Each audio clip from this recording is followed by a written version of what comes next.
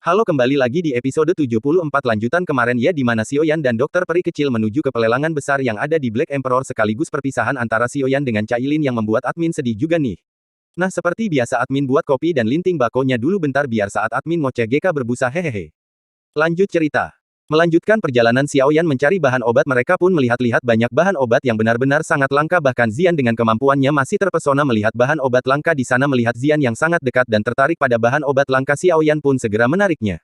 Xiaoyan berkata bahwa Zian telah memiliki bahan obat langka hasil pencarian mereka, oleh karena itu Xiaoyan meminta Zian untuk tidak bertindak sembarangan di sana. Dokter Peri Kecil hanya tersenyum melihat mereka berdua yang beradu argumen. Tak lama datang seorang wanita yang merupakan pemilik 10.000 obat bersama pria tua di sebelahnya. Si wanita segera menyapa Xiaoyan dan menanyakan keperluan kelompok mereka. Xiaoyan segera menoleh lalu memberi hormat dan berkata bahwa ia membutuhkan bahan obat yang daftarnya telah ia serahkan.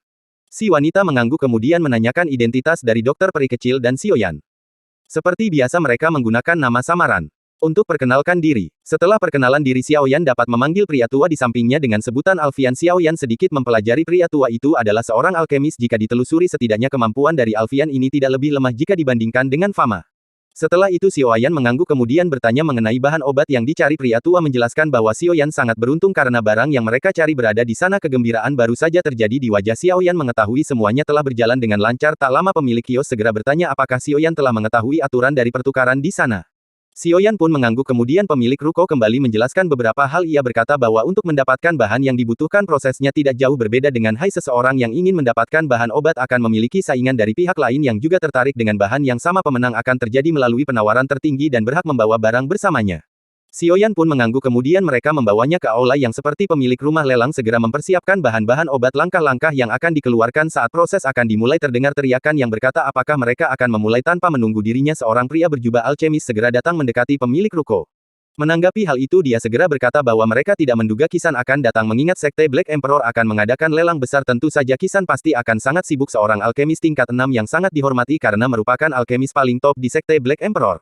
Kisan berkata bahwa ia takkan melewatkan pertukaran bahan yang sangat berharga kali ini. Setelah itu pilihan segera mempersilahkan Kisan untuk segera menempati tempat yang telah disediakan. Xiaoyan yang berada tidak jauh segera memperhatikan Kisan namun tidak memiliki ketertarikan dengan kemampuannya. Akhirnya proses pertukaran bahan obat pun dimulai dengan beberapa bahan obat langka yang dibawa oleh pelayan. Xiaoyan tidak tertarik dengan semua bahan yang baru saja dikeluarkan dan hanya memperhatikan metode dari pertukaran.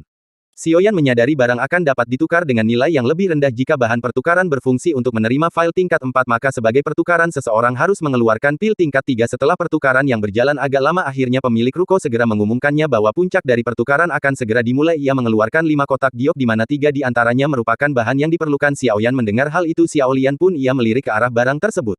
Mulai dengan 2 kotak giok bahan obat langka yang dengan cepat berhasil menukarkan, ia lanjut berkata sisa 3 kotak bahan obat dan bagi siapapun yang berminat maka dapat menuju ke depan. Xiaoyan tanpa buang-buang waktu segera menghampiri pemilik ruko dan bertanya pil tingkat berapakah yang harus ia gunakan sebagai alat pertukaran. Pemilik ruko berbicara tiba-tiba tangan seorang pria sudah berada di antara 3 kotak giok dan mulai berbicara. Kisan berkata bahwa ia juga tertarik dengan bahan tersebut dan bermaksud untuk melakukan pertukaran. Pemilik Yo tiba-tiba terkejut kemudian berkata bahwa saat ini adalah kesempatan Yan Xiao untuk melakukan pertukaran.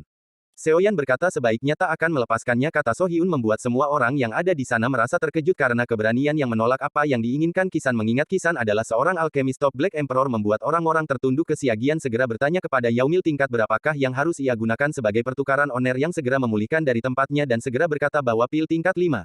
Sebagai alat pertukaran Xiaoyan pun segera memeriksa cincin penyimpanannya sebelum akhirnya Kisan mengeluarkan botol giok dan menaruhnya di atas meja. Kisan berkata bahwa ini adalah pil tingkat 5 yaitu Wine Walking Pill yang memungkinkan seseorang untuk menaikkan kekuatan secara instan. Ujian mengejutkan kemudian segera mengeluarkan pil dan segera mempelajarinya. Tak lama ia berkata bahwa dari harum dan kelihatannya ini memang pil tingkat 5. Kisan segera tertawa kemudian berkata bahwa mata ujian memang selalu tajam seperti biasanya. Kisan segera menarik 3 kotak giok sebelum akhirnya dihentikan oleh Xiaoyan.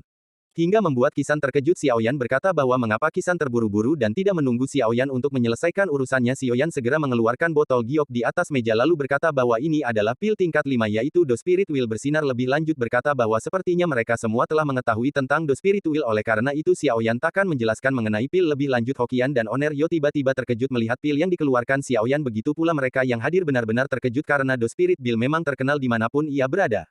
Kisan juga tidak lepas dari sosok ketika menyadari mengapa begitu mudahnya bagi Xiaoyan untuk mengeluarkan pil tersebut sebagai bahan pertukaran. Hal itu dikarenakan Kisan juga memiliki 2 spirit pil namun ia sangat berat untuk melepas pil tersebut sebagai bahan pertukaran.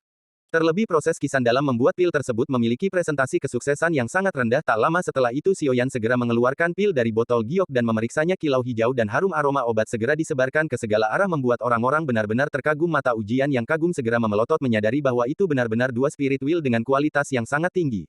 Bahkan ia sudah sangat lama tidak melihat dua spirit deal dengan kualitas tinggi seperti ini. Ia berkata bahwa dengan kemampuan alkemis level 6 biasa saja sepertinya akan sangat sulit untuk menghasilkan dua spirit itu dengan tingkat yang menyerupai pil tersebut. Mendengar hal itu Kisah pun menjadi sangat kesal dan malu mengingat reputasinya sebagai alkemi top dipertaruhkan. Akhirnya tanpa berpikir panjang ia segera mengeluarkan botol giok yang berisi the spirit wheel.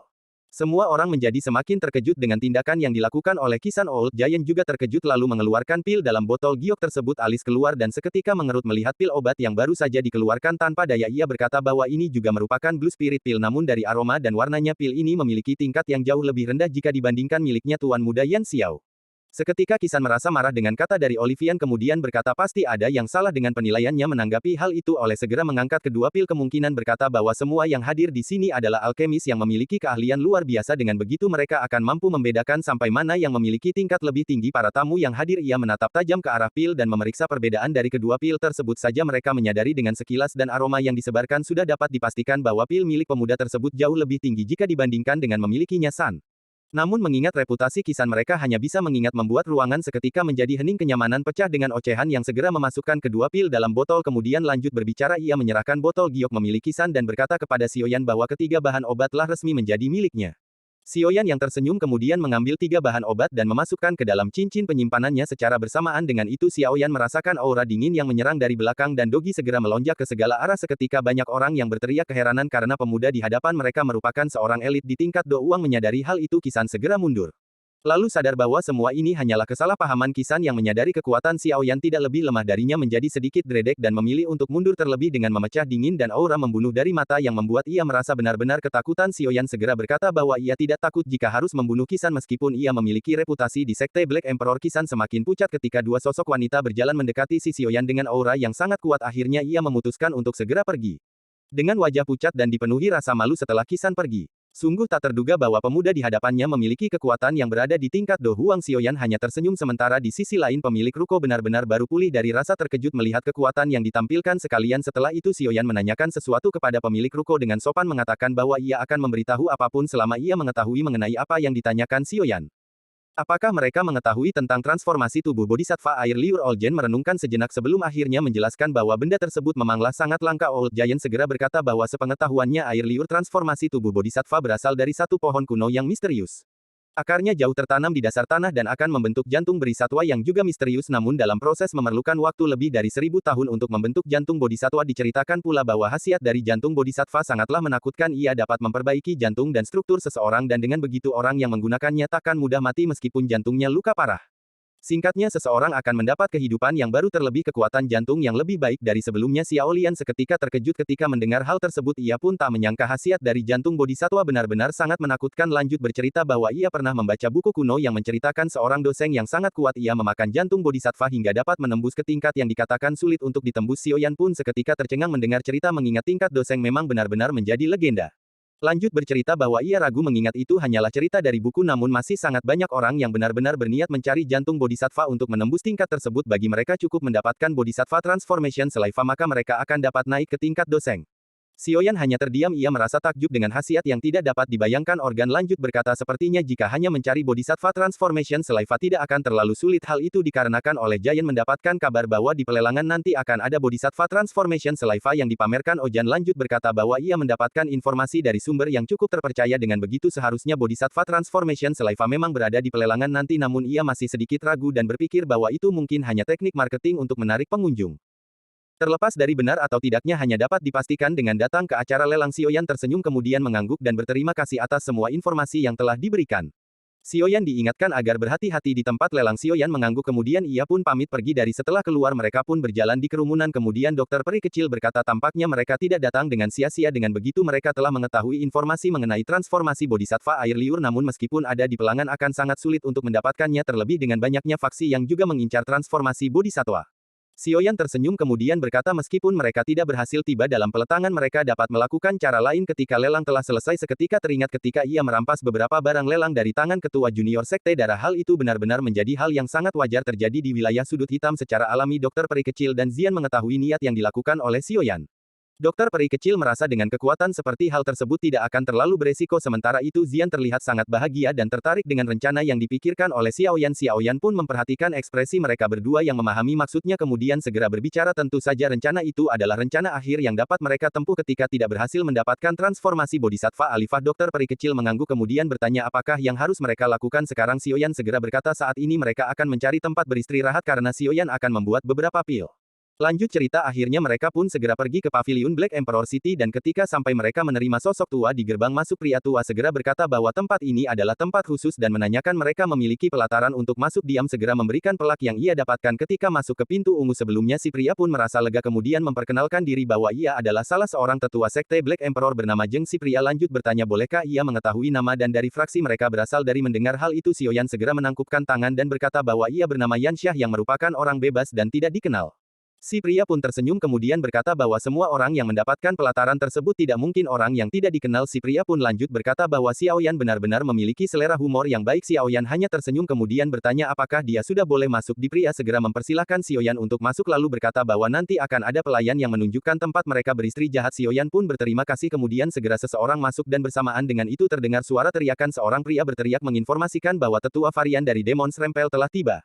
Langkah kaki Xiaoyan tiba-tiba berhenti dan menoleh ke arah rombongan yang baru saja sampai di sana dengan kekuatan spiritualnya Xiaoyan dapat merasakan bahwa Fang yang telah berada di tingkat puncak Do Uang bahkan sepertinya ia telah berada setengah langkah untuk naik ke tingkat Dozong sepertinya alasan ia ke pelelangan juga ingin mendapatkan transformasi bodhisattva air liur sungguh tak terduga banyak kasih besar yang telah hadir dalam pelelangan. Di sisi lain dokter peri kecil segera berkata bahwa sepertinya ia merasakan adanya aura aneh dari sosok abu-abu di belakang rombongan. Xiaoyan melirik ke arah pria tua yang berjalan membungkuk dan merasakan kesan yang akrab dari aura anehnya namun saat ini kekuatan spiritual Xiaoyan tidak dapat menembus dan menemukan informasi lain. Kemudian mereka pun memutuskan untuk segera naik sementara itu di sisi lain sosok tua melirik ke arah Xiaoyan yang pergi dan merasakan aura akrab yang dikenalnya kembali ke Xiaoyan yang diantar seorang pelayan ke sebuah kamar namun masih belum berniat untuk beristri jahat akhirnya mereka pun memutuskan untuk pergi ke aula lain dan meminum teh mereka pun berbincang-bincang hingga tak lama beberapa pria kekar berjalan ke arah mereka Xiaoyan samar-samar dapat mengetahui pria yang datang dari percakapan di sekitar mereka yang menyebut bahwa mereka berasal dari geng pria besar segera mencapai tempat duduk Xiaoyan dan tanpa basa-basi bertanya apakah ia yang telah membunuh kelompok mereka di gerbang masuk. Xiaoyan tanpa ada rasa takut segera mengangguk membuat si pria benar-benar menjadi marah tanpa basa-basi si pria segera memukulkan pukulan ke arah kelapa Xiaoyan menanggapi hal itu Xiaoyan bahkan tidak mengangkat wajahnya namun tangan So Hyun bergegas menyapu kaki si pria benturan keras terjadi membuat si pria terpental dan merasa terkejut dari benturan singkat barusan si pria segera menyadari kekuatan Xiaoyan yang jelas lebih kuat dari dirinya ia segera bangkit dan berkata bahwa sepertinya ini adalah kesalahpahaman dari emosi yang ada di hatinya si pria pun segera mengaku kalah dari Xiaoyan. Jika ada kesempatan di masa depan maka ia akan menagih dendam kepada Xiaoyan. Si pria pun bergegas pergi meninggalkan sekalian bersama dengan pasukan yang ia bawa melihat hal itu Xiaoyun tidak diam saja terlebih So Hyun merasa bahwa pria ini adalah sebuah ancaman di masa depan. Saiyan segera berkata apakah semudah itu bagi mereka dapat pergi setelah membuat kerusuhan. Si pria segera berbalik dan berkata jika seperti itu apakah yang Xiaoyan inginkan. Xiaoyan segera tersenyum kemudian jika si pria dapat menahan 3 pukulan dari gadis kecil di samping Xiaoyan maka ia boleh pergi namun jika ia gagal maka si pria harus mati dan permasalahan akan selesai di sini. Zian sedikit terkejut ketika melihat Xiaoyan menunjuk ke arahnya sebelum akhirnya ia menjadi sangat bersemangat. Di sisi lain si pria berkata jangan salahkan jika ia tidak memandang seorang anak kecil untuk dihabisi. Baru saja kata-kata selesai Zian sudah berada tepat di depan mata dengan tinju mungilnya. Si pria pun terkejut dan langsung membuat armor dogi namun naas tinju Zian telah menempel di tubuhnya dan akhirnya terpental beberapa meter hingga berhenti setelah menabrak tiang yang besar. Seteguk darah keluar dari mulut si pria dengan wajah yang dipenuhi ketidakpercayaan dengan kekuatan bocah kecil di hadapannya tanpa membuang-buang waktu Zian pun segera melesat ke arah si pria yang semakin kaget merasa tak bisa melawan ia pun berteriak meminta bantuan kepada seseorang yang ia sebut tuan mudamu seketika kilatan putih melintas menggenggam kepalan Zian dan memutar tubuh Jizan lalu mendorongnya Zian pun mundur beberapa langkah. Kemudian segera menyerang ke arah pemuda berbaju putih laki-laki tangan si pria dengan halus menangkap tangan Zian yang dipenuhi kekuatan penghancur. Zian merasa ada yang aneh dari kekuatan si pria yang mampu menahan serangannya bahkan si pria masih memiliki kekuatan lebih untuk melakukan serangan balik kepada Zian. Si pria pun segera melesatkan telapak tangan ke arah Zian hingga tiba-tiba sosok kilar melintas merangkul tubuh Jizan memutar tubuh dan dengan cepat mengepalkan dilesatkan ke arah telapak tangan pria menggenggam putih ledakan terjadi menimbulkan angin dan mereka sama-sama mundur. Xiaoyan segera menurunkan Zian yang terlihat marah kepada si pria setelah pertukaran sepersekian detik. Xiaoyan dapat merasakan kekuatan si pria yang setidaknya berada di bintang 6 Do Uang terlebih dengan percakapan sekitar yang membicarakan bahwa si pria tersebut adalah ketua junior Black Emperor bernama Moya. Dari percakapan tersebut Xiaoyan mengetahui bahwa pria muda di hadapannya merupakan kebanggaan dari sekte Black Emperor karena dapat mencapai tingkat doang sebelum usia mencapai 30 tahun.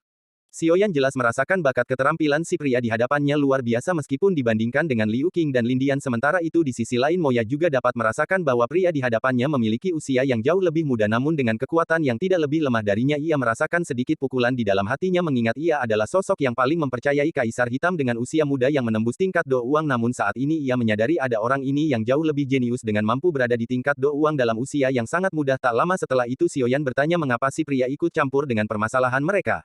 Dan apakah ia berada di pihak mereka? Mulia tersenyum kemudian berkata bahwa ia tidak bermaksud untuk ikut campur melainkan sudah menjadi tanggung jawabnya untuk menjaga di sana. Ia segera memperkenalkan diri bahwa dirinya adalah ketua junior Sai Black Emperor bernama Moya. Diturunkan adalah menjaga kenyamanan di wilayah Black Emperor City terutama di pavilion ini. Xiaoyan segera berkata mengapa ia tidak datang ketika kelompok pria tersebut datang kepada Xiaoyan dan membuat cuplikan. Moya terkejut ketika melihat Xiaoyan dengan menekan kata-katanya lalu berkata bahwa konflik kecil seperti itu sudah sangat lumrah terjadi. Ia lanjut berkata agar menyelesaikan permasalahan ini dia untuk di atas di Xiaoyan jelas tidak terima dengan membiarkan si pria yang merupakan ancaman dapat pergi. Tiba-tiba dokter peri kecil berjalan ke depan dan berkata anggaplah si pria beruntung saat ini jika di kemudian hari mereka bertemu kembali maka jangan salahkan pihak Xiaoyan jika membunuh mereka. Mulia seketika terkejut melihat kecantikan mempesona dari wanita yang melintas di hadapannya. Ia merasakan ada perasaan lain di dalam hatinya ketika selintas menghirup aroma wangi yang dibawa oleh angin. Moya tersenyum lalu berkata bahwa semuanya akan baik-baik saja kemudian lanjut menanyakan identitas dari Xiaoyan. Dua kata pada terucap dari mulut Xiaoyan yang mengungkapkan bahwa ia bernama Yan Xiao. Moya segera berkata jika saudara Yan Xiao membahas masalah di masa depan maka ia dapat menghubungi Moya dengan begitu maka Moya akan bersedia untuk membantu mereka. Xiaoyan hanya menyatakan kemudian bahwa saat ini mereka memiliki hal yang harus diselesaikan dan oleh karena itu mereka harus segera pergi. Tanpa tanggapan Moya Xiaoyan pun segera menunggu pergi meninggalkan mereka diikuti dengan dokter perkecil dan Zian. Setelah Xiaoyan menghilang si pria yang terluka berkata mengapa nenek moyang melepaskan mereka pergi. Mulia segera berkata apa lagi yang ingin dilakukan oleh si pria. Moya dengan nada marah berkata bahwa ia memerintahkan si pria untuk menyelidiki identitas dan faksi di belakang pria tersebut. Namun si pria malah bertindak bodoh dengan membuatnya harus keluar. Si pria pun hanya mencerminkan merasa semua ini memang salahnya. Di sisi lain Zion merasa kesal mengapa mereka tidak membunuh. Jika saja ada kakak Cailin maka mereka semua sudah pasti akan mati di tempat. Xiaoyan segera berkata bahwa saat ini bukan waktu yang tepat untuk menghabisi si bajingan tersebut dan meminta Zian untuk melihat kesabaran hal itu. Dokter peri kecil segera berkata bahwa mereka tidak perlu khawatir karena si pria akan mati dalam waktu 3 hari bahkan dalam proses si pria akan mengalami rasa sakit yang tidak dapat dibayangkan. Xiaoyan dan Zian terkejut ketika mendengar hal tersebut kemudian bertanya kapan dokter peri kecil menaruh racun kepada si pria. Dokter peri kecil melihat tersenyum mereka berdua ia pun tertawa dan lanjut berkata jika Xiaoyan ahli di bidang obat maka dokter peri kecil adalah biangnya permasalahan racun.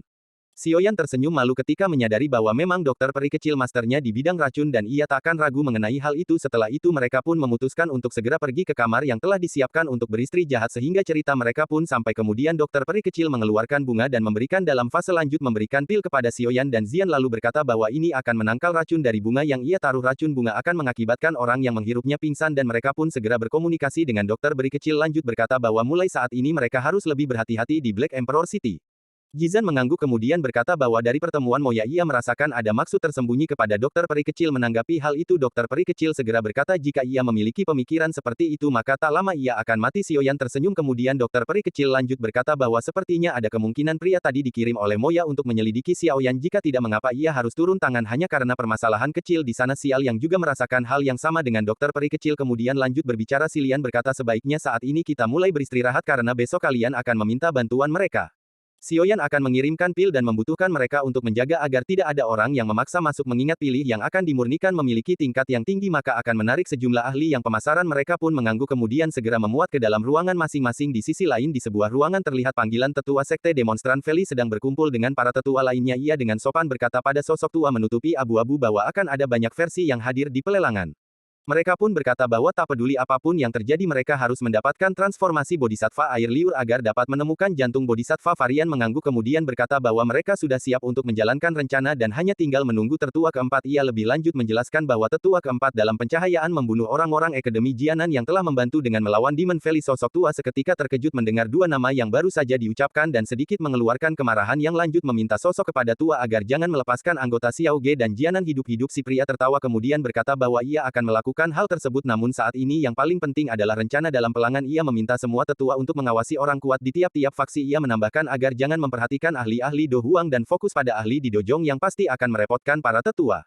Kemudian mereka diperintahkan pergi meninggalkan ruangan setelah sepi si pria berhenti mengapa ia merasakan aura yang akrab ketika melihat punggung seseorang di dekat gerbang ia berpikir apakah mungkin bahwa ia mengenali sosok pria tersebut hai cerita singkat hari telah berganti dan Cio Yan telah pulih dan berada dalam kondisi puncaknya ia pun segera keluar dan bertemu dengan Zian serta dokter peri kecil yang telah menunggunya dokter peri kecil segera bertanya kapankah Cio Yan akan memulai proses.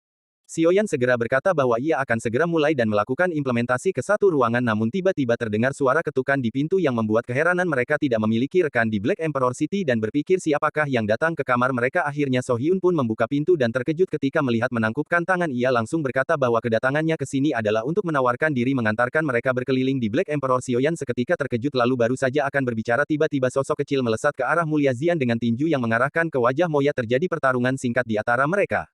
Cio Yan pun segera meneriaki Zian agar bekas kembali kemudian Zian pun menurutinya merasa sedikit lega setelahnya berhasil membuat jubah putih Moya terlihat compang camping setelah itu barulah Xiao Yan meminta maaf atas tindakan bocah nakal yang meminta maaf siang hari segera berkata bahwa hari ini mereka masih memiliki urusan yang harus diselesaikan jika ada kesempatan lain waktu maka mereka akan segera menghubungi Moya.